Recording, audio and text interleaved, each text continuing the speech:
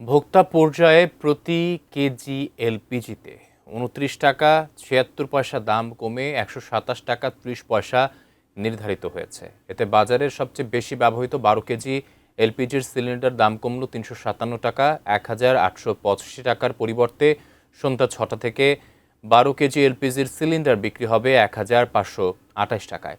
বিকেলে নতুন এই দাম ঘোষণা করেছে Bangladesh energy regulatory commission BERC.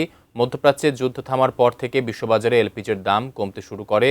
BERC জানিয়েছে ১৫৭ টাকা ৬ পয়সার পরিবর্তে প্রতি কেজি এলপিজির দাম ১২৭ টাকা ৩০ পয়সা বিক্রি হবে। সংস্থাটি প্রতি মাসেই এলপিজির দাম ঠিক করে, তবে বাজারের নির্ধারিত দামে এলপিজি বিক্রি হয় না কখনো। বেশি দাম নেন এলপিজি বিক্রেতারা।